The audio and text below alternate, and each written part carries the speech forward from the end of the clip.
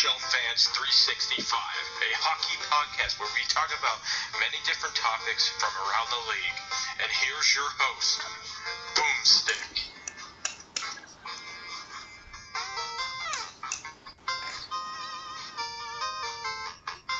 Nice sonic background. Fuck yeah, dude. Fuck yeah. Your own theme music straight out of the 80s video games? Damn straight, son. I think it was like 92. Yeah, that's like NHL 94, you know? I'd go all classy. But anyway, what's going on, guys? Your host, Boomstick of NHL Fans 365, and here's your head admin of the Buffalo Sabres. I got two new recruits on board tonight. We have on my left of my screen, we have our Arizona Coyotes admin, hashtag Domingue, who's eating fucking Pizza Hut right now. How you doing, man? I'm doing fantastic now, baby. Yeah. Yeah, you're feeling better now these days? Hell yeah. And then it can only go up from there in Arizona, right? Only up, especially with the temperature. It's already 100 degrees. Son of a bitch. And then on my right on my screen, eating fucking Subway, we have our Boston Bruins admin, hashtag OnClaw9. How you doing? How's it going, guys? Good. And then last but not least, in my middle, we have our brand new Tampa Bay Lightning admin, who was on my previous podcast, but we didn't get to hear him quite clearly. His name is hashtag Lightning Bolt. How you doing? Pretty good. I'm glad to be on the show. That's good stuff, man. Good stuff. All right, so we got a lot to talk about tonight. We actually got... Am I the only one losing my podcast virginity tonight? Is that how this is going? I would believe so. I mean, depending how you wanted to go, sure. Anyway, I think I can do better than you three, but we'll see how it goes. Yeah, you should be fine. Anyway, we're going to talk about the NHL concussion lawsuit lately. We're going to talk about Jim Craig's equipment from the 1980 Olympics. We're going to talk about Vladimir Tarasenko's newborn son. And we're going to talk about probably the most painful thing in the entire show, the advertisement patches on the future NHL jerseys. So, to start off, why don't we kick off the show with, let me pick a topic, the concussion issues. And apparently, there's been reports saying that the National Hockey League's motion to dismiss a class action lawsuit brought by former players over concussion-related injuries has been rejected by the U.S. District Judge Susan Richard Nelson, and this is the second such motion from the NHL to be rejected. And the more than 200 former players involved in the suit are represented by Dan LeCouture, Micah Paluzzo, Gary Lehman, Bernie Nichols, David Christian, and Reed Larson, and, of course, Eric Lindros. So, what do you guys think about this topic? I think it's just fodder for ambulance chasers, to tell you the truth. I mean, I grew up playing, and when I came in, you started checking at Pee-wees. Now, that's pretty late. Now it's all you don't start hitting until Bantams. Everyone's got the stop signs on their back, which, yeah, checking from behind, it's a dangerous shot. But you can't learn to take a hit unless you take a hit. Fair enough. And when it comes to protecting the kids, whatever else, and it even goes as far as the pros. You see the college kids, you see the pros, they wear equipment or especially the helmets, 2 sizes too big, just because it flops around and gives them the style points. Wear your equipment right. Keep your head up, know what's going on around you, have some situational awareness, and the problem will fix itself. I mean, it's the same thing in football. Football has that same issue, too. And some people were like, oh, if you get a concussion at a young age, you can get paraplegic. Oh, you can, die. You can do whatever. I mean, it's football. I mean, if you're not wearing the proper protection, you're going to get fucking hit. And I'm a football fan. I mean, I'm a Buffalo Bills fan, by the way. If you can't man up and just do all kinds of regular shit, if you're just, if you're just going to collide with another human being, why not? There's only so much you can do. It's just a matter of time. Way to say it, they're modern-day gladiators. We're paying to see blood. All right? No one likes watching a game where you don't get a big hit. Everyone cheers when you see that big open ice hit where a guy gets yard sailed and he's laid out for a good 30 seconds. That's why we watch the game. That and the fights. The fights, the check-in, the atmosphere, the energy. We're all hockey fans here for a very good reason. We have all different backgrounds to it. But, in the end of the day, hockey is a physical sport. I mean, if you don't like violence, go watch fucking golf. Simple. Go watch baseball. Or baseball. Or basketball. Well, I take that back. Basketball actually got better, but they're not checking. But they're still puss cakes about it. I mean, I'm not going to talk about basketball all night because I actually cannot stand watching it. I mean, I'll play it for fun, but that's really it. But in regards, though, I think concussions are getting less and less of an issue than they were in the past. But if anybody was the primary leader of giving people concussions, Scott Stevens. Instantly. No. Absolutely. That guy was Love that man. That guy was He's one of the greatest defensemen to ever play. Come on.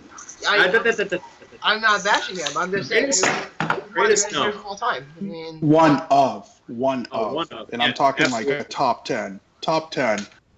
Oh, Number one, I would say number one, number two would be a close tie for me. Would be Bobby Orr and Dennis Potvin. Denny Potvin. And Just because. Denny Forget Ray Bork. Well, Ray Bork is in my top 5. All right, I'll give you top 5 at least. What, Ray Bork? Oh yeah, As far as Bork, I would rank at number 3, right behind Denny Potvin and Bobby Orr. Just for like the impact that they had, what the influence he created, not just for like the upcoming generations, but the impact he had as far as the points, the leadership, and just show by example. Ray Bork is the prime example of loyalty and hard work to earn his contract. He was worth every penny. But back to the concussion issue. Yeah, but we're talking about people who I kind of have an issue. Sorry, go ahead. No, I was talking about like concussions. I mean, Scott Stevens and Ray Bork, and these were grinding top big guy defensemen who were capable of hitting. I mean, these days you have guys like Rasmus Ristolainen as an example. You have guys that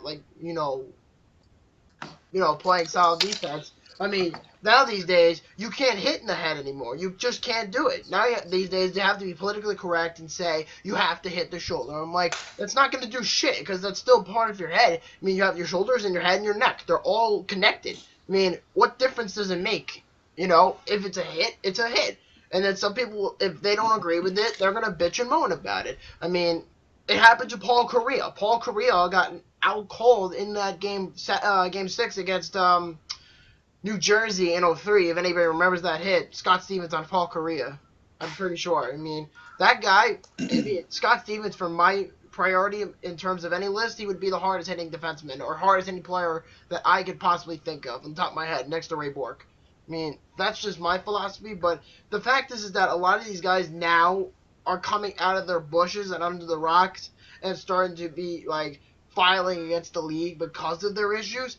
If this was the case within a year after they retired, I think this would be a whole different ball game because they'd be getting their benefits and all their, profits from that time frame. You know what I mean? Stuff like that would have happened maybe a year after retiring. If Jaromir Jagr, let's say, for example, retired tomorrow and he had concussion issues, he could go back to the NHL and say, I feel like I've had concussion issues in my whole life. I want some money for it so I can pay up my health, get myself back together. Pat LaFontaine suffered a concussion. Paul Correa had a couple, I think. Not Timo Solani. Who else had a list of concussions in their history? I know Pat LaFontaine definitely did. Peter Mueller lost his entire career because of it. So. Who was it again? I said Peter Mueller. Oh, Mueller. That's right. I remember Mueller. What about It's you? also Paul? a double-sided coin because you look at, I do agree you don't target the head. That's a good way to cause permanent, irreversible damage. And, it's just, it's mean. There's, plain and simple. It's premeditated. There's just no two ways about it. You're out there to hurt somebody. Now, the point is, it's a physical sport, but you got to play it clean. And that's one thing about Scott Stevens. He played the game right. He played the game tough. He played the game hard, but he played it clean. Yeah, there were a lot. He dealt out a lot of injuries, but you couldn't His call him a hits dirty were player. always deemed clean. Yeah, the only time Scott Stevens was ever suspended was when he lost it in a brawl. I don't know if you guys remember. You can look it up. It's called the Friday Night Massacre. It was Scott Stevens when he was with the Blues against the Blackhawks. They had a major line brawl. He and Dave Manson went apeshit at each other, and he got suspended because he initiated the entire line brawl for that. That's the only time he ever got suspended, not for his hitting. You look As at far what- as the you look at what guys are doing now too to avoid those high hits and to try and avoid those penalties. Now they're going low. They're going more for the drastic hip checks and stuff like that, and targeting people's hips and knees and legs. And that's going to ruin careers just as easily. Look at Cam Neely, rising star, we had superstar. Brian Marchment, fucking destroying people's knees since before it became an issue here in the last 5-10 years. Brian Marchment was like the biggest.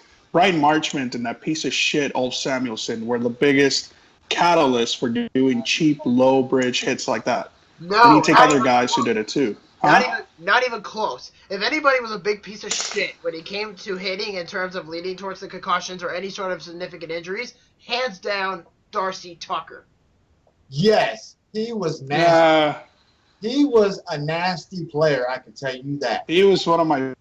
He was a nasty player. I hate Darcy Tucker. Players, but he had a lot of... Darcy Tucker was awesome. He and Shane Corson were my favorites.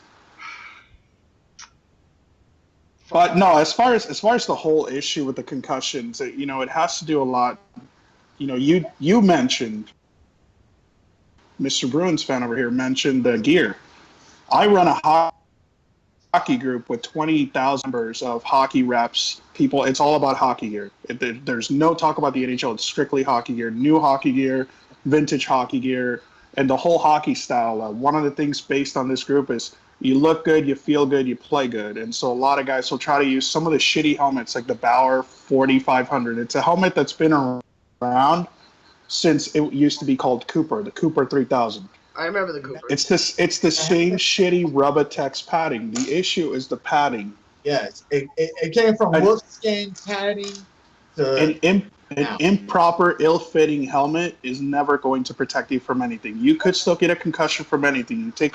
You take a shoulder to the chest, you will get a concussion. You take a tweak to the neck, just move your head like this, you could get a concussion. But as far as the lawsuit, it has to do because a lot of the players who are jumping on it, they're not jumping on it for money. I feel that they're jumping on it because so many guys suffering from, concussion issues, concussion history, brain damage, they're killing themselves. And it's been happening a lot. Todd Ewan killed himself like 3 months ago. 2 other guys recently killed themselves who were AHL guys, but they were never on the news.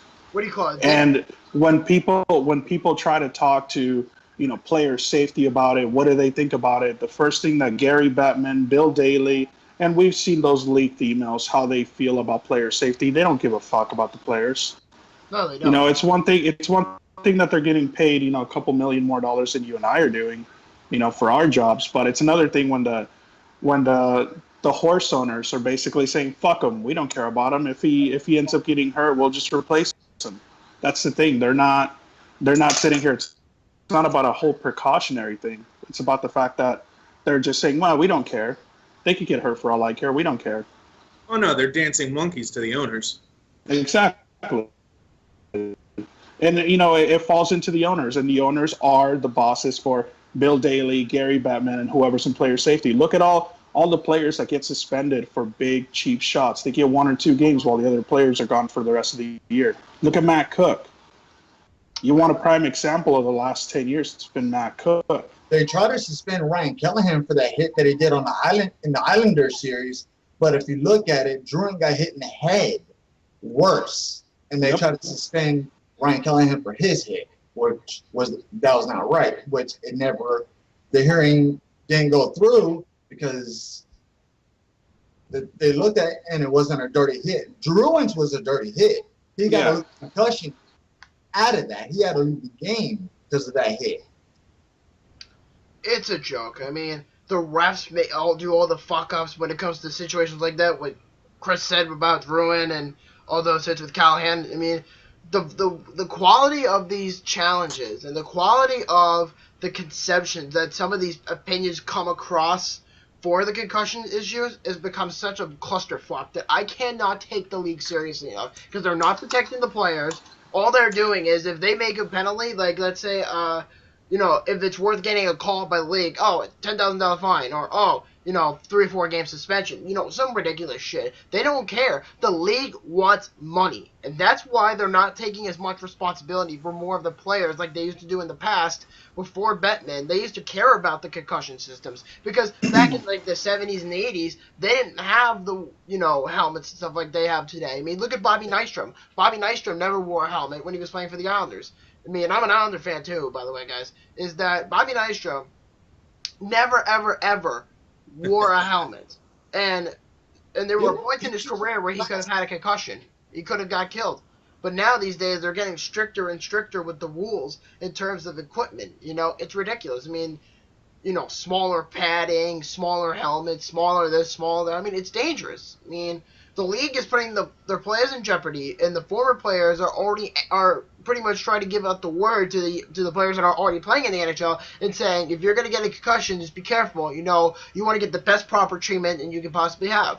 Not everybody's going to give a shit if you have a concussion. Yes, there are going to be, side effects to concussions. I mean, personally, I've never had a concussion in my life. Never have I have. I don't know if you guys have, but I certainly have never had a concussion in my life. I've had several.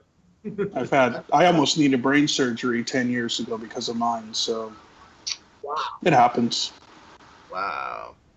I mean, I'm just saying. I played football, hockey, and lacrosse my whole life. I've had my fair share, but it's one of those things. You or back then you shook it off. You went out and But that's how we were taught. That's how we were taught, and you and I are from the same school of hockey. I know you are because you're saying the same things that I've said my entire life. We'd get a concussion. You could see it. You could see it in our eyes. You could see how lost we were trying to get back to the bench. And what did they say? Shake it off. You'll be fine. Yeah. It's just a headache. They they would give us where I'd hit people so hard I'd give myself a minor concussion. So and then sit out a period, go back out, and do it again. Yep.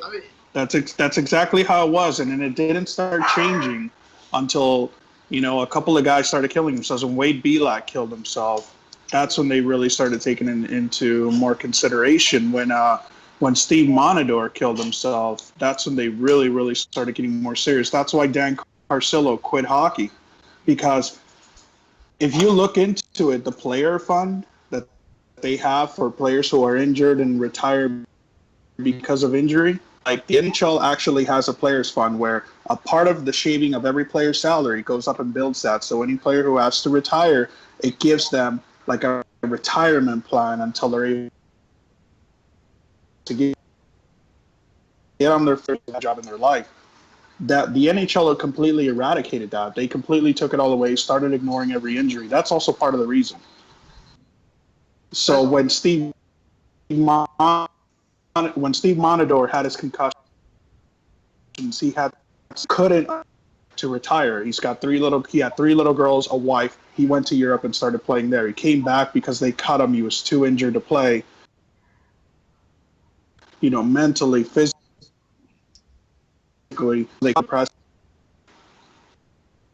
So that's part of the reason why they're doing the whole concussion protocol, lawsuit. It's not because they're a bunch of babies trying to reach out for it. I mean, if Eric Lindros is part of it at that point, they're using like pie charts and really big letters in a very dark room and crayons to help him out and learn. But you look at Eric Lindros and all the concussions he had, improper fitting helmets every single time.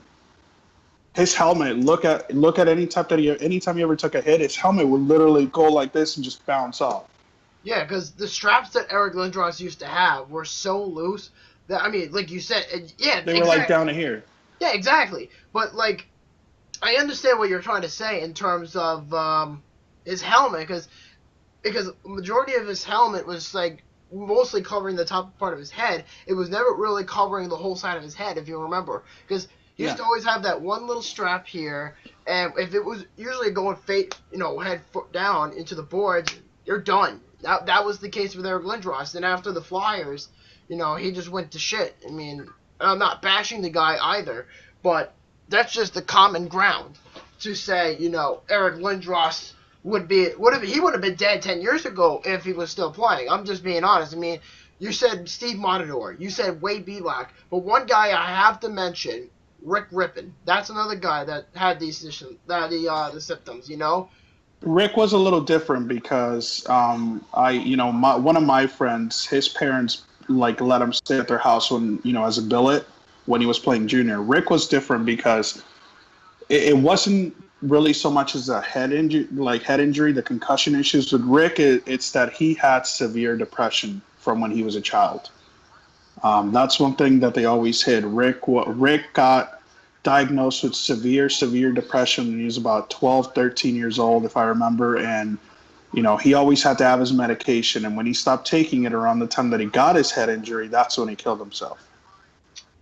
It's sad. And I mean, I haven't heard anything about suicide in 5 years. So my memory was kind of lost about Rick Rippon, but I definitely remember him passing away along with Wade Belak. And not to get off topic a little bit about this issue is the Yokomoto plane crash that happened in Russia 5 years ago, if you remember that. It was with Pavel Demitra, Josef Vosicek, Brad McCrimmon. He was in there, and a couple other people. Brad McCrimmon, he passed away from that plane crash, unfortunately. Yeah, that's what I'm saying. Vosicek, Demitra, they were on that plane. I'm trying to remember who else was on there. Just a lot of kids. Yeah, unfortunately, they rest their souls. But does anybody have any last-minute comments about the concussion system issues before we move on to the next topic? No? No. Chris? Nope. Not at all. Yep. Brett, what about you, man? I think we lost him. But, He's yeah. frozen. Yeah, he's frozen. But hopefully he comes back soon. Because I know he said in between that he had either to go back to work or do whatever he needs to do, but I'm fine with him there. But anyway, so the next one's pretty interesting, and I'm pretty sure we all don't have the cap for this either, is Jim Craig, apparently the goalie who played on Team USA in the 1980 Olympics in Lake Plaza, New York, is selling his equipment, and apparently the American flag that he had draped over him during the celebrations at the auction, okay, the gold medal, listen to this, is expected to bring up to $1.5 to $2 million, while the total that he is auctioning off as an estimate of most of his equipment is $5 to $7 million. Wow. Holy He's shit. broke. He's broke. That's plain and simple. One of the things about it is since he was playing, he didn't cut it very well into the NHL, and he saw his way quickly out of the NHL. So he's been touring, doing speeches his entire life, doing ads and stuff like that. I'm U.S. Olympic winner, etc. And at this point, it's just about the money. He needs the money. It's unfortunate that he has to sell it, but look at Kenny Morrow. Kenny Morrow sold all his stuff 5 years ago, and nobody talked about it. And it was great. He sold all his championship rings from when he won with the Islanders, and he won 4. He was there for all of them. And He sold off his gold medals. He sold off all his game-worn jerseys that he kept from Team USA all the way to his last game with the Islanders. He sold them all. He raked in about almost $25 million. So it's about the money. I mean, some players have, there's some issues like that in other sports, but but correct me if I'm wrong, I don't even remember, to be honest with you, where Jim Craig was at the point of playing in the NHL. I actually don't remember, to be honest with you. For Ken Morrow, I'm not old enough. I'm 31, so. Yeah, I mean. By the time he retired, and he didn't even really retire. He Technical difficulties. quit to go work at the farm. Welcome back. Welcome back, asshole. Welcome back. Technical difficulties there. We all have those. Yeah, it happens. But, yeah, Jim Craig, though, I mean, he's one of the greatest American-born players to ever play the game. I mean, I don't know if he ever played in the NHL or not. I mean, I'm sure he did, but I wasn't born yet when he was playing in the NHL. Jim, I have a story about him because I was actually a couple of years ago. I met a former journalist who retired to Arizona, and he showed me. There's a story about Jim Craig that it was never written on the news because it was kind of obscene. After the Olympics and they won, Jim Craig was immediately brought into the Buffalo Sabres because they thought that he could probably do something great for the Sabres. So they brought him in right around the time that Tom Barrasso, right before Tom Barrasso came in. So Jim Craig's Sabres' first game in the NHL was against the Oilers. This was Wayne Gretzky at the time, coming in and starting to put up a good amount of points. And Jim Craig was very cocky. Anytime Gretzky skated behind the net, skated in front of him, he would say, "Who the fuck do you think you are? I'm Jim Craig. I'll stop anything you fucking shoot at me." He was talking mad shit to Gretzky, so Gretzky in turn scored 4 goals on him. And he didn't play at all for the rest of the season. Yeah, are you sure it wasn't Minnesota? Because I cannot find anything about him about Buffalo. It was either Minnesota or it was Buffalo. I can't remember. But all I remember is like reading everything, the whole transcript, because it was just the most comical shit ever.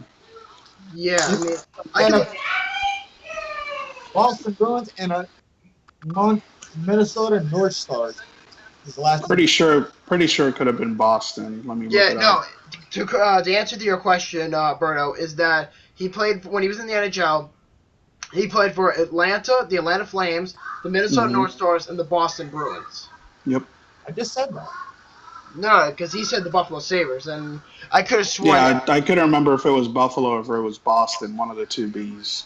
Yeah, it was Boston, because I just looked it up. But you know what, though? Jim Craig, though, it doesn't matter what his resume is. Yeah, Jim Craig sucked in the NHL, but he's one of the greatest American-born players that ever played the game. And the inspiration for Tim Thomas when he won the Cup in 2011 was Jim Craig. Because if you ever saw, I don't know if any of you have it on DVD. I'm sure Brett has it. I've got the Cup run plus the Game 7 against Tampa Bay. That's true. But Brett, do you remember when the Bruins won the Cup, when they sold those DVDs? There's a little segment when they were talking about the Montreal series, and before Game 3 in that series, they were talking about going up to Lake Placid, New York, and the arena that they were in. They were talking about Tim Thomas, saying that his idol growing up was Jim Craig. That was his favorite player, whether he was in the NHL or not. Jim Craig was Tim Thomas's favorite player. And for him, he played pretty similar as far as that style, where he just kind of would throw himself in front of whatever came his way. Well, at least the style that Craig had when he made his Olympic run, but and what he made famous for. And that's what. Let's face it, goalies by nature are head cases, and that's pretty much the reason that they ran Thomas out of town. I still don't get it. I mean, traditionally they embrace that kind of behavior in Boston, but you got to be a special kind of individual to stand in front of a hardened or vulcanized rubber disc coming at you at 100 miles an hour sometimes, but yeah, I remember vaguely because I haven't watched it in years. It's still collecting dust in my entertainment center, but they did mention, him being kind of or inspired by Jim Craig and his whole story and everything like that. But he was a local guy. I mean, a lot of the players from that team, pretty much half the team, were local guys or came out of the Northeast. So you look at that kind of story, too, that made Boston a premier hockey, destination at the time. So, when he got his chance to come here and he made the best of it, or as good as you could by winning the Cup, you kind of have to give it a throwback. Whether it's legitimate or not, you got to buy it just based off his mentality and his whole attitude. But,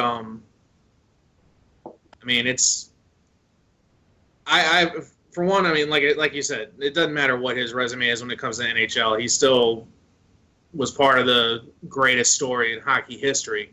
So, and I'm also reading about this too on his Wikipedia page, and it says that Jim Craig, I'm sure you don't know this, I don't know if you do or not, but it says on his resume that he was born in northeastern Massachusetts, and meanwhile Tim Thomas went to the University of Vermont to play college hockey, which I think is kind of interesting, considering that Jim Craig is born in the Massachusetts area, represents the United States in Lake Placid, and then on top of that, the goalie that inspired him to play for the Bruins was Jim Craig, and Jim Craig and Tim Thomas both played for Boston. So I just thought that was a little bit ironic there. So, but then again, I have a lot of respect for what he does. I mean, I don't give a shit about him being on the Bruins. And just to give you a quick update, guys, it is 2-0 San Jose right now. Yep, they just scored. Yep. Who scored that? Joe Thornton or? No, it was what's his name? Donskoy. Yeah, I can never pronounce his name. I can't either. I'm sorry. I'm not a Sharks fan, so I don't really know. I'm just watching hockey. That's all that matters. I'm just watching playoff hockey, just like I'm a bystander about the conference finals between Tampa and Pittsburgh. I'm a bystander for. That's tomorrow. Yeah, we're gonna get to that in a bit though. But At 8 o'clock. Yep. Does anybody have any last-minute comments about Jim Craig? Well, I hope he gets the most maximum amount of money because if he needs it, I hope he gets it. I would hope for that too. What about you, Brett? I wish I could. I had the kind of scratch to put together to actually get a piece of that. That's about as good a history as you're gonna get.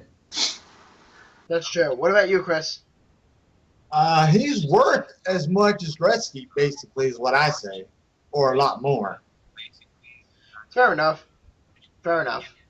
And then I would agree with that, and I'll jump in really quick, only because what he did for USA Hockey, for USA-born goalies at the time.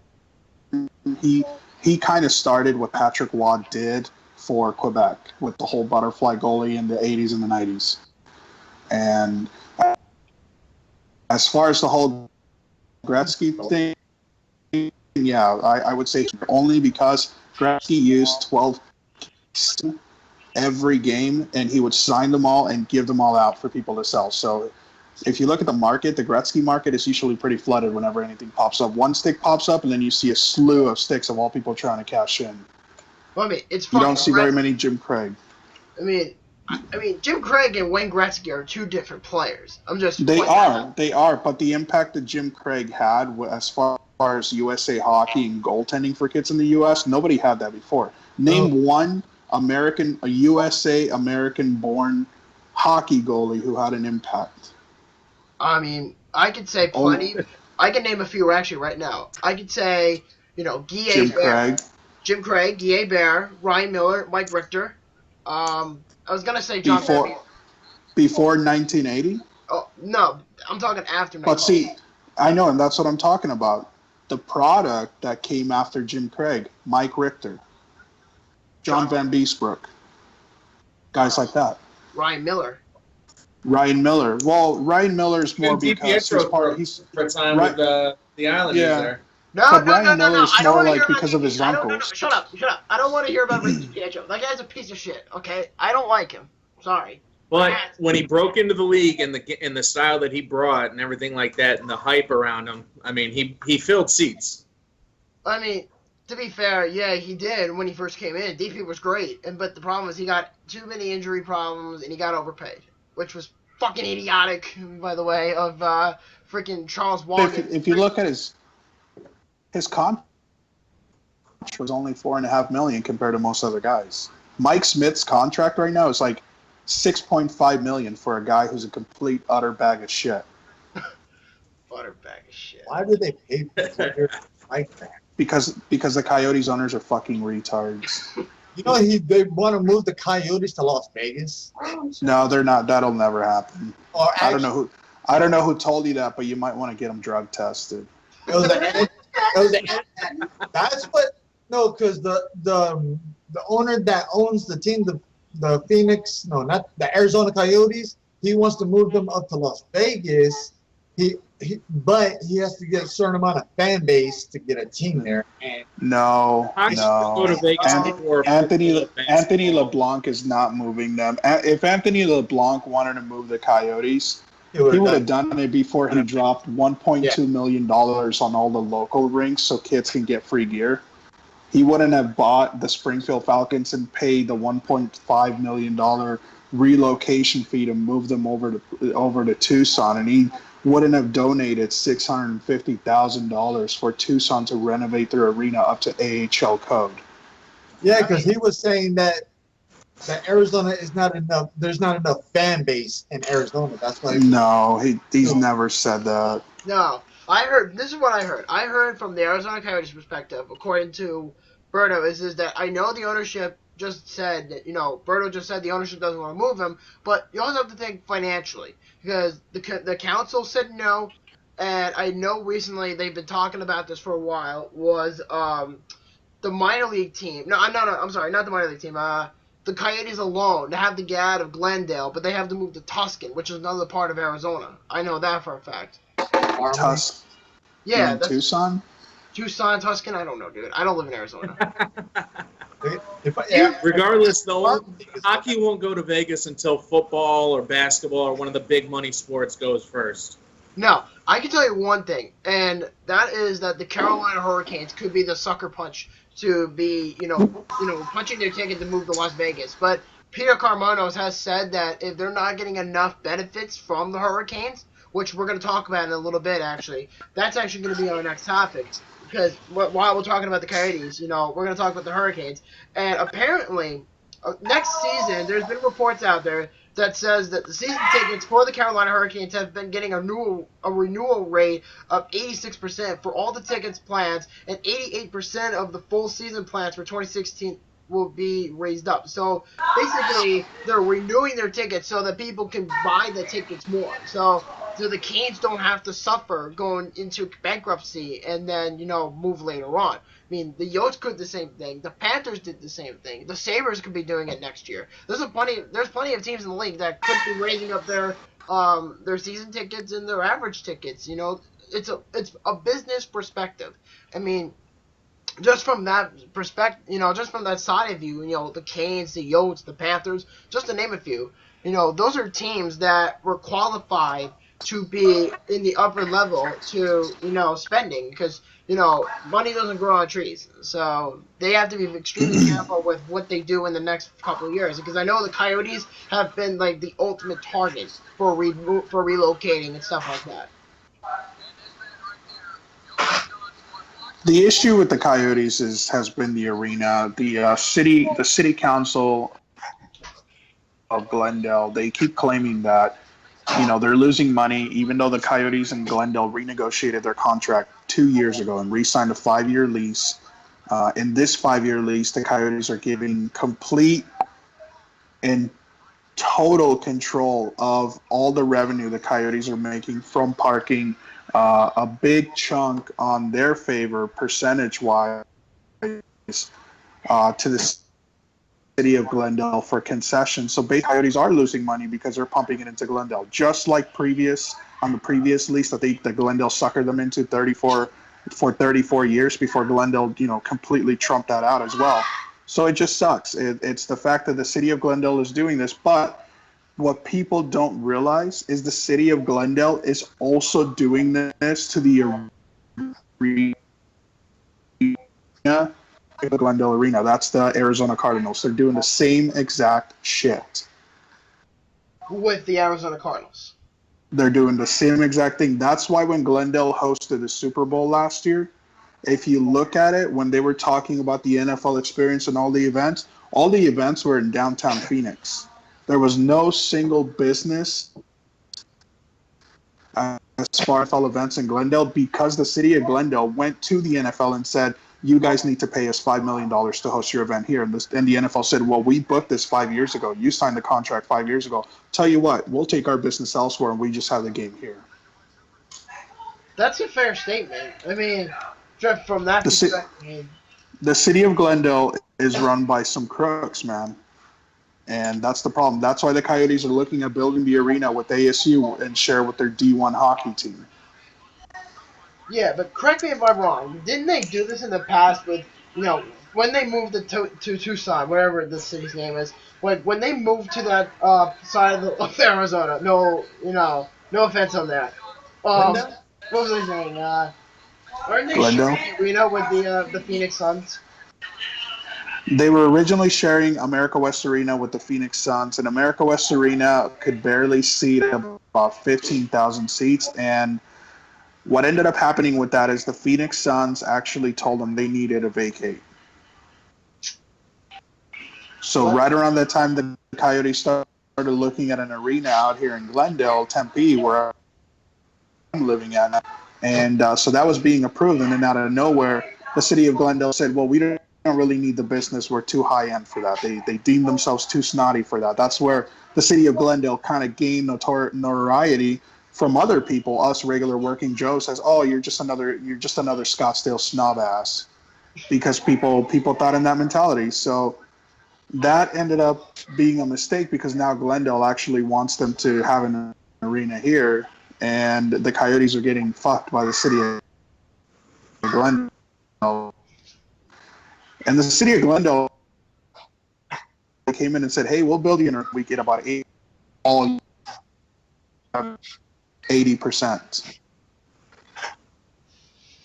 So a lot of the revenue the Coyotes were making off of ticket sales was going straight to the city of Glendale, and they were calling it a loss. Every time you saw an article at the end of the year, oh, the Coyotes lost $20 million this year. Yeah, because Glendale got it. And player salaries.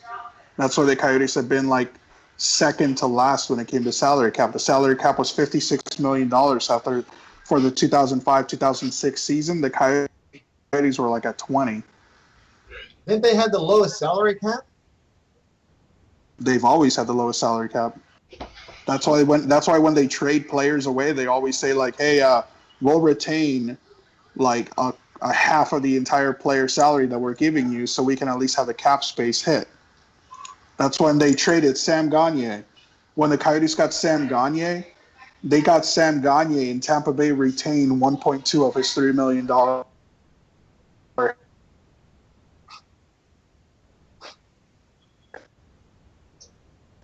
When the Coyotes, they retained 80% of at like $100,000. Paying him, and Tampa Bay was paying him. So you're basically saying when Gagner got traded from Tampa Bay to Arizona, they retained half of his salary? Yeah, Tampa Bay retained about half of the salary for Gagner. And then when the Coyotes traded Gagner to Philly, the Coyotes retained almost the entire remaining salary they had. Correct. Oh, so he's being paid to be in Philly right now by the Coyotes. On top of that, and on top of all that crap, was not only trading Gagner, but the salary that they had to retain for Chris Pronger.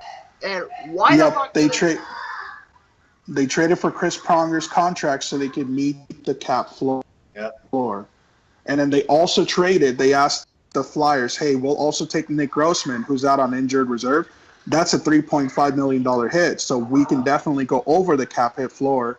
And then Nicholas Grossman was like, well, I want to play. And then the Coyotes had to move a defenseman so they could actually have a paraplegic play.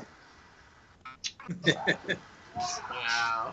I'm sorry, but the way the Coyotes handle and the council and the city itself, the way they're treating the Coyotes, I feel sorry for them. It's like a kid being bullied in elementary school on the playground and then saying, give me your lunch money, and then they just leave them in the dust.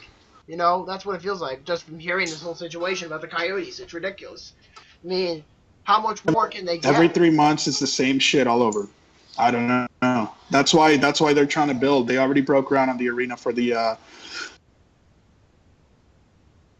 to share with ASU. So they're trying.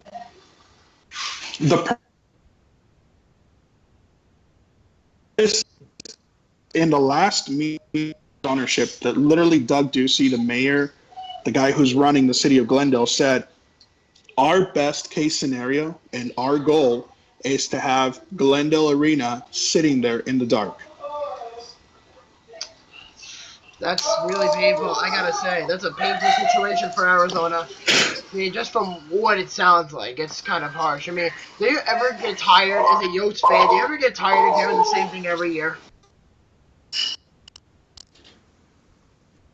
since 2008. So it's been going on. People think it's been going on for 1 or 2 years. It's been going on since 2007. That sucks. So every year it's like, not this shit again, really? Every year the same shit. It sucks. It's basically what it is. Every year. And it's petty too. Like the previous leadership the city of Glendale had, they wanted to kick the Coyotes over $100,000 difference, and the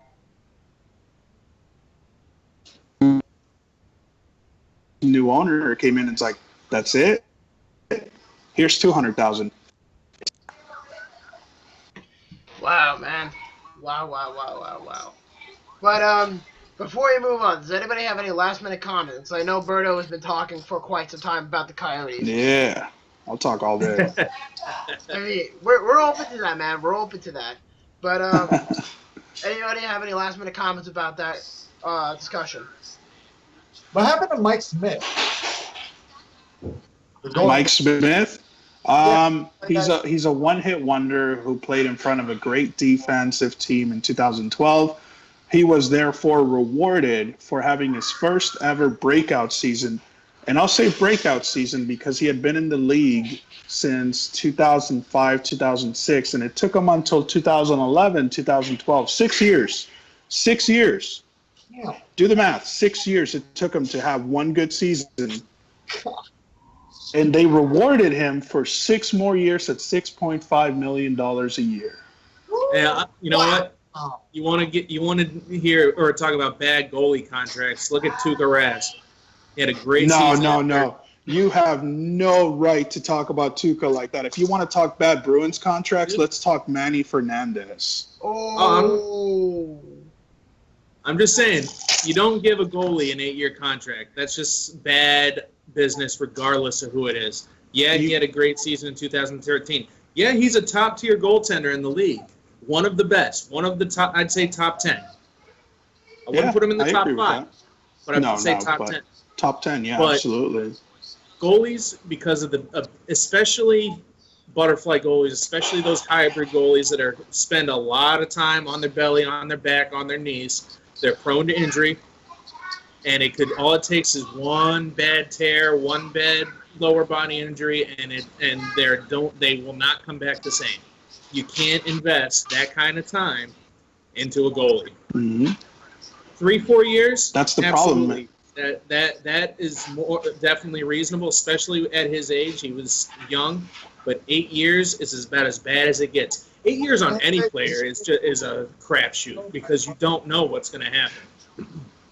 I mean, Bergeron got the same kind of deal. He got the big extension. Krejci got the big extension. I don't like Krejci's contract either. I think he, as talented as he is, and he's definitely a very good player. He's a top 6 forward any team in the league. I don't care who it is. But he is, as far as I'm concerned, he's overrated on this team. And who are we talking about here? David Krejci? No, Tuukka Rask. Very talented, both of them. Very talented players, top-tier players, top 6 forward, and a top 10 goaltender. But there's too much value when you place too much value on one player, you screw yourself when it comes to the salary cap. Like the Bruins, they're right up at the top. They don't have, compared to a lot of the league, they don't have the cap space to go out and get what they need this year coming up to actually get this rebuild going that they've been working on for the last 2 seasons, and it's gonna shoot them in the foot because they have all these high-end contracts clogging up with 3, 4, 5 players and just clogging up their cap or their salary cap. It's bad business, and I don't know if Chiarelli did it because he knew he was on his way out and he's just a final fuck you to the organization, or if he's just that stupid. But he's not. He hasn't improved anything with fucking Edmonton, so I think we can agree that he's pretty stupid. I mean, my issue is that if we look at the little mini lockout we had in 2013, the purpose of the 2013 half-season lockout was the owners fighting back on the players to eradicate long-term contracts. Do you guys remember that? Yeah. Remember how Jeremy Jacobs, who, as always, in the last 3 lockouts, Jeremy Jacobs, the owner of the Bruins, not to throw you under the bus, dude, Jeremy Jacobs has been a big catalyst for the lockouts. Jeremy Jacobs and Ed Snyder teamed up together for this 2013 one to eradicate any contract over 6 years and no longer allow players to sign for over 6 years. And then, as soon as the lockout is finally ended, the players are back, the agreement is set. The fucking Flyers signed Claude Giroux for 7 years. The fucking Bruins signed Tuukka Rask for 8 years. And the fucking Flyers- Coyotes signed Mike Smith for 6.5 years more. $7 million or 7, yeah. Well, that same year, the And- Bruins re-signed Bergeron and Krejci, both with, I think, 7- and 8-year contracts, too. Yeah. Along with Rask. And the fucking Blackhawks and the Ducks signed their 2-star players each for 10 years for $10 million each. Oh yeah, and if you want to talk ridiculous You know who- contracts, Brizgalov when he was with the Flyers, 9 years for $51 million, and DP got nearly $100 million when he was with the Islanders the first year when he signed that contract, and then Brad Richards with the Rangers, if you remember that. Yeah. And The big part of that entire lockout was because the owners also wanted a get-out-of-jail-free card. That's how they got their 2 compliance buyouts each team. In reality, originally, the Bruins and the Flyers wanted 4 each team because the Bruins and the Flyers were in desperate need of buying out at least 4 players. And even now. They still are because Paul Holmgren should have been fired right after that lockout, and instead they let him be there for another year, and he fucked the team over even worse. I agree. I mean, the bottom line is if you don't exactly know for sure if you're going to give a bad contract to a goalie, why bother? Lundqvist's contract is working fine for now. I mean, that is if they decide later, oh, let's just trade him and just to dump some salary. Because I know the Rangers, for a while now, have been talking about getting Henrik Lundqvist, but the question is, what would they be giving up for a guy who's making $7.5 million? The same thing with Ryan O'Reilly. Ryan O'Reilly got big bucks last year. No, I'm sorry. This coming year, Ryan O'Reilly is going to be making $7.5 million in the first year of his 7-year contract. This year was just the wrap-up year of the last year of his contract with Colorado, if that makes sense to you guys. Yeah, he was extended. Yeah, so this year was the last year of his year with Colorado in that contract, and then the following season will be the first full year of his contract with Buffalo. So if Buffalo, for some reason, wanted to buy out Ryan O'Reilly, they wouldn't have a choice but wait until the next 2-3 years. But that's not going to happen because Ryan O'Reilly is being an impact player for the team for a guy who's been making $7.5 million. So bottom line is the same thing is going to happen in a couple of months for whoever signs Steven Stamkos. That team is going to want to give him $10 to $11 million for worth about $8 million. he's not going nowhere. And Eiserman's not going to let him go anywhere. You never know. He is not going It's nowhere. going to depend on how this series ends up, I'll tell you that much.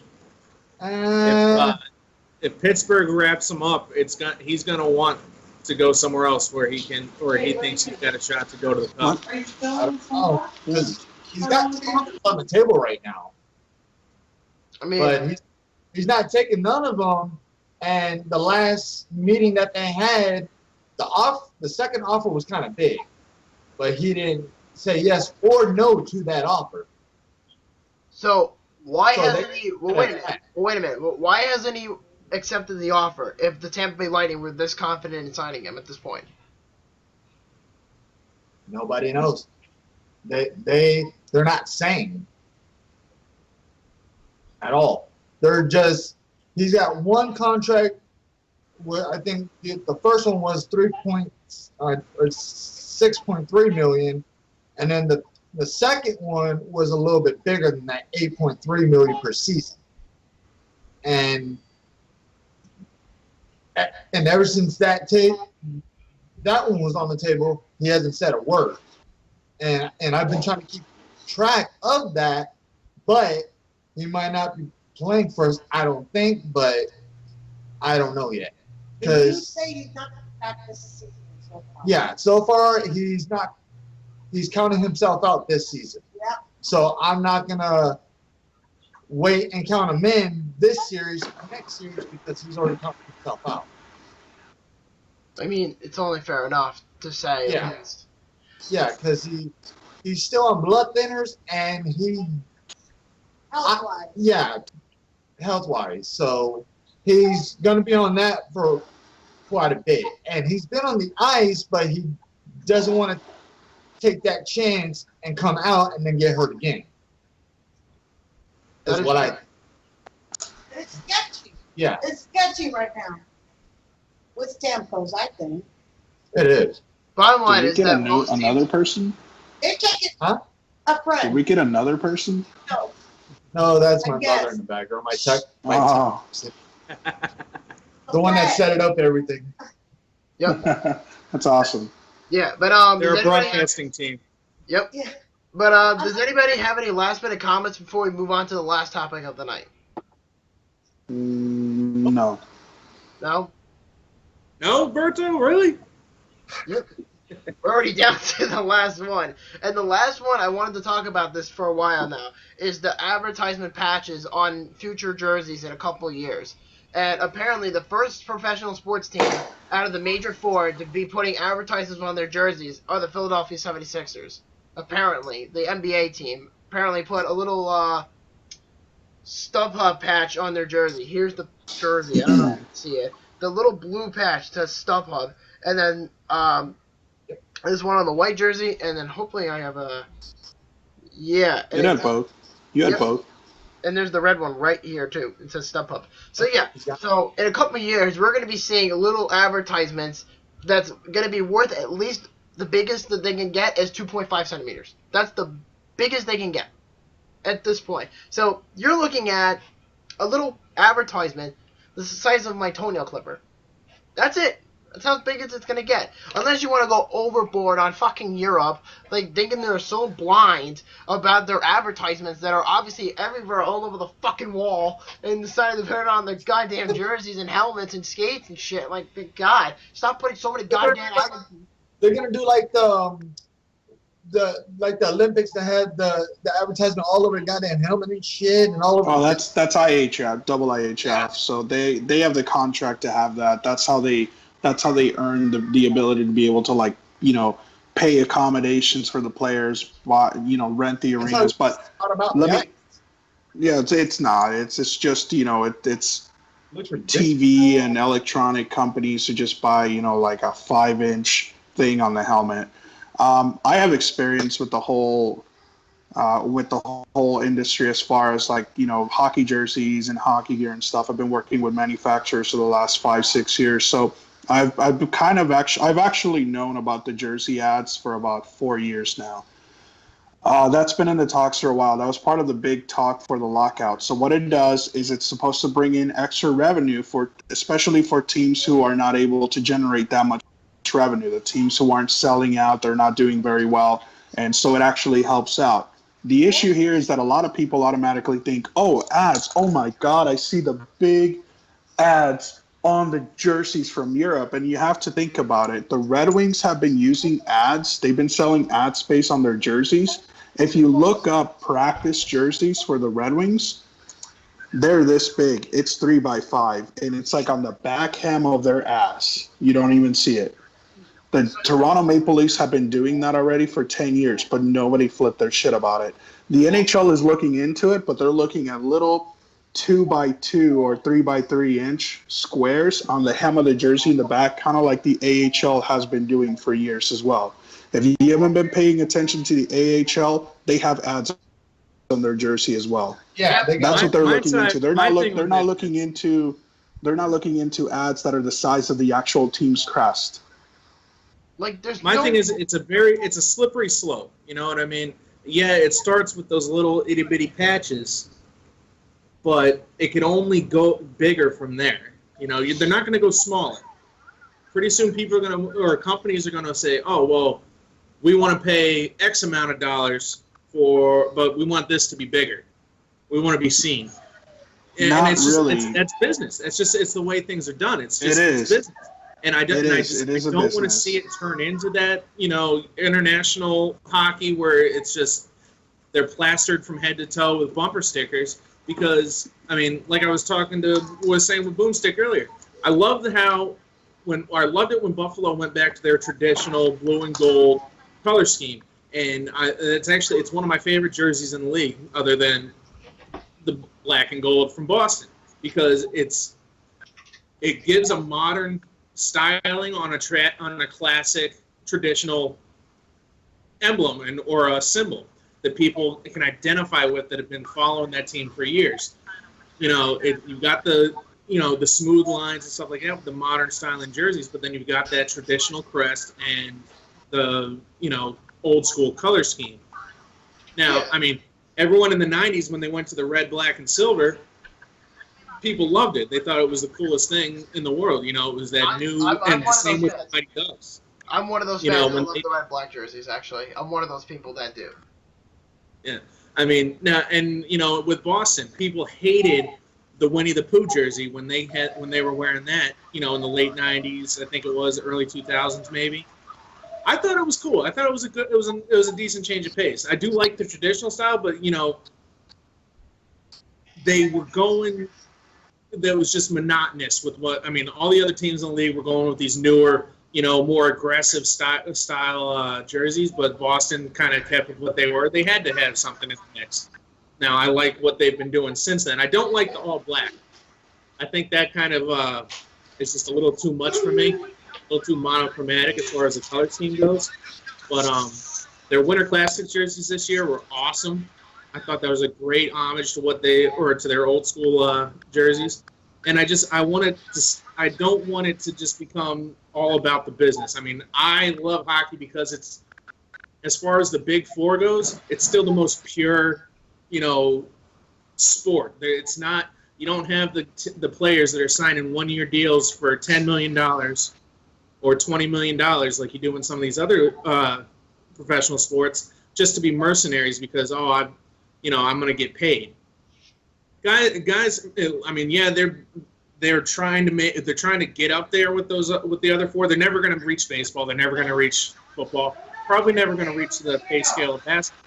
But the guys, they still have their roots. They still stay true to their roots. I mean, I just don't want to see the NHL give up on them just to make a buck.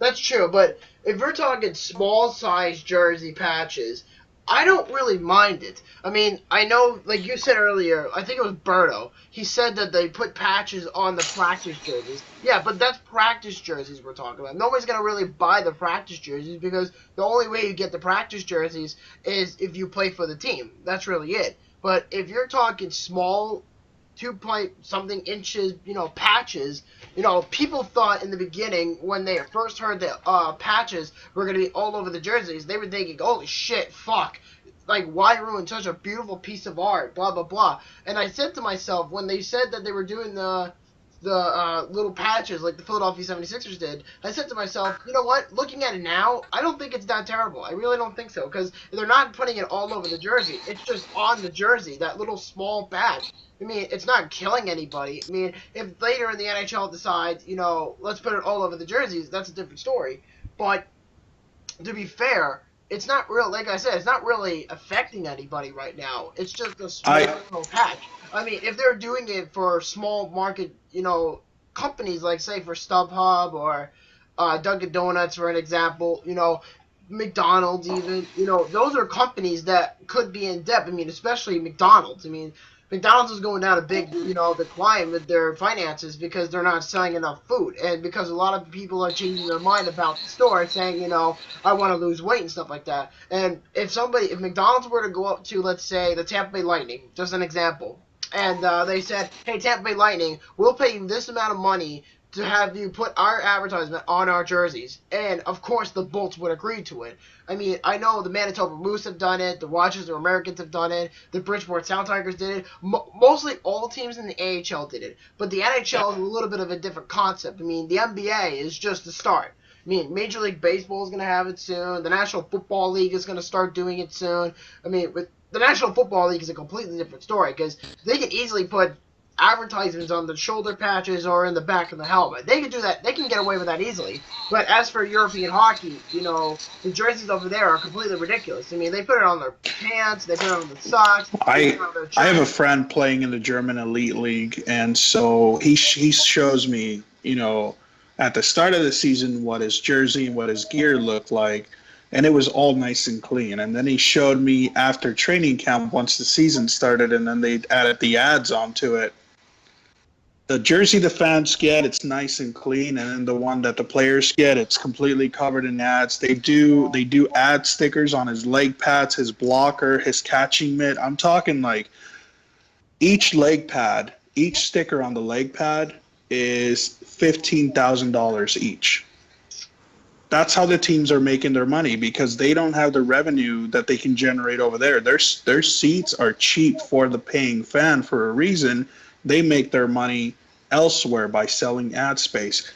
The little sticker that they put on the front, right above the visor on the front of the helmet, that's $5,000 each helmet. Wow. On the blocker of each goalie, that's $10,000. I mean, you're talking a lot of money when you're looking at it. The Red Wings have it on their practice jersey. That's really where the NHL is trying to go for. They're not trying to do it on their gamer jerseys. The AHL does it on their gamer jerseys. I had a Portland Pirates jersey and a Toronto Maple Leafs jersey that were gifted to me a couple of years ago. Marley, sorry. They were gamers, and they had huge-ass McDonald's ads over here. I'm talking like instead of like the Maple Leaf logo, like the Toronto Maple Leafs, the Marlies had a huge McDonald's arch. I mean, like I said, the league already improved on it, saying in 2017-18 they're going to be doing little small size patches. Like, you might see down the road, the Buffalo Sabres might get like Key Bank, just as an example, because it's not a big primary bank, because I've heard people say it's crap. But if they're going to put that on their jerseys, a really small logo, fine, I don't care. But if they're going to put it all over the jerseys, then that's a different story. And another thing, too, keep in mind, is when they do the advertisements on the jerseys, the same year they do it is going to be the same year that Adidas becomes the new partnership for the jerseys for the NHL, and the NBA gets Reebok. Just keep that in mind. Are we going swimming? Oh, that's we're another about to thing. go to the pool. I take it with, Adidas. You don't see hockey jerseys should be made by companies that have the best inputs in Easton, Bauer. Well, Easton's no more. Easton got bought out by Bauer earlier this year. Well, yeah, you can say goodbye to that. They still have them. They still have their own merchandise going on. Well, yeah, because whenever a brand is taken out of the NHL or any hockey scene, it's a 3-year process. But I mean, you look at like Adidas. Where do you see Adidas going to any gear store? You're not gonna. You don't see it. It's what they don't have any business making jerseys. They're just. I mean, I don't know. I'm not a fan of that move. I'm not either. I mean, like I said, if they're just gonna be doing, like I said earlier, if they're just doing a little ads on one patch, fine. I don't care. But if they're going to do it all over the place, that's a different story. But I think we can all agree on that the KHL, they're not the biggest company in the world over in Europe for hockey, but they desperately need the help because their depth and their finances is a little bit different than it is in the National Hockey League. And I'm just saying that out of honesty. So I think we lost Berto. I think so, too. I'll give him a call right back. Shit, my mouse just freaking died on me. Damn it. Yeah, here we go. We call him right back. Anyhow, so what do you guys think about the advertisements on the jersey? Like, what do you think, Chris? I haven't heard from you in a while. I think it'll be good because they can basically have more sponsors, and it can go worldwide with that, and it can help the league better. And give more fan base. I think so too. I mean, it could work, but I don't really know if it's a guarantee that they're going to do it. So yeah. It's never a guarantee, but you never know. Like the NHL did the numbers on the front of the jerseys. One year they did it. They had in front of the jerseys and on the side and the back. But now this year they don't have the numbers on the front of the jerseys anymore. I mean, it depends who the team is. I know the Sabres will keep it because they're originally the ones that started that trend. And then by 2008, they did the San Jose Sharks did it, the Tampa Bay Lightning did it, the New York Islanders did it, of course the Buffalo Sabres did it. A lot of teams in the 2007-8 era, when the RBKH jerseys were first revealed, when they first got added, people were putting side numbers on their jerseys. And then people were like, this is the stupidest fucking thing ever. And then, as the league got better with their Reebok jerseys, they started to cancel out those jerseys and make their own version. But like I said, really, there's only like 2 teams that keeps that number patch. And that's, like I said, San Jose and Buffalo. And by the way, San Jose just fucking scored. So, 3-0. And I'm not liking the series because I want to win this series. Like I said, it's in theory, with the small patches, that that's not hurting anybody. But I just don't want to see it go further than that. You know, the NHL doesn't need to be like the European leagues and use their players as human billboards. They have the companies get the exposure, just advertising in the arena, buying commercial space, stuff like that. That's where it should be left. As long as it doesn't get out of hand, I can't control it anyway. I don't have a vote, but I can at least say that I don't like the idea I don't like the general idea of advertising on He's going to jump into it. But it's gonna happen regardless of what I have to say about it anyway. that is true, but, we can all agree on it. As long as it doesn't hurt anybody, as long as they don't make the patches too large and put them all over the jerseys, I think they'll be fine. An advertisement on the back of the helmet's fine. A small patch on the front of the jersey is fine. As long as it does not kill the jersey. That's what I think what matters the most. Is if teams are going to sell, production-wise, if, say, for example, they need money that bad, then put it on the jersey, but don't put it everywhere else. Just put it on the front of the jersey, little 2.5-inch one, fine. I think we lost Chris there. No, I'm here. I still see him on mine. I'm right here. Yeah, what were you gonna say, Brett? I still see him. I still see him here, and I still got him. I think that the way they did those, it was like, I don't know, very confused. But they should bring that back, like the way they did the season ticket member jerseys on our jerseys that small. That's how they're probably most likely going to do the sponsoring if they do it like that. Because on our jerseys we have an STM, and it's for a chip. We don't need the tickets or anything. They just scan the chip on our jersey, and it tells you what seat and all that. So I think if they're gonna do the sponsors, it's gonna be that small of a logo. It better be, because if they don't, they're gonna become the KHL. Because if they better keep an eye on that. Just saying. So, does anybody here have any last-minute comments before we wrap up the show tonight?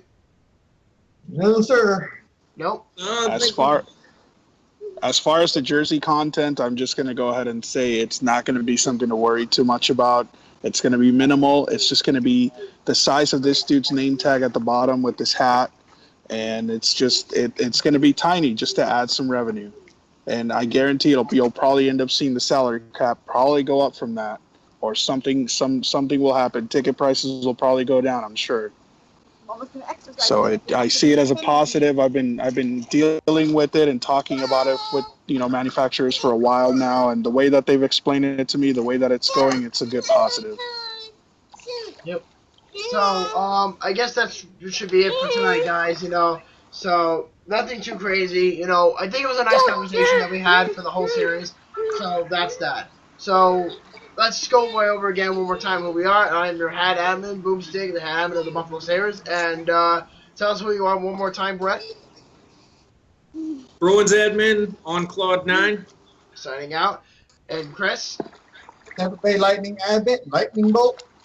And Berto? And I'm the Phoenix Coyotes admin, Domingue. Yep. And I am your As in the future starter who's going to replace Mike Smith soon. Alrighty, guys. One can only hope, Berto. Yep. I can only hope. Hey, fireworks. Yeah, big fucking fireworks if the Wheels ever traded. No, there's like some serious fireworks going on. It's nice. Oh wow, that's cool. All right, so Party time. I guess that should be it for us, and we'll talk to you guys. No, later. it's fireworks. Good night, guys. All right. You guys take care. Great show.